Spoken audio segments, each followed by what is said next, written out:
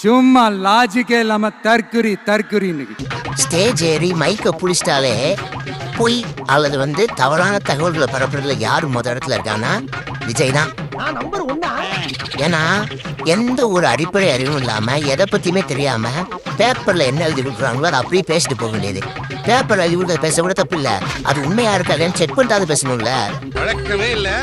புதுச்சேரியில ரேஷன் கடைகளே இல்ல, ரேஷன் கடையில இல்லாத மாநிலம் புதுச்சேரி அப்படின்னு விஜய் பேசியிருக்காரு. ஆனா உண்மை என்ன தெரியுமா?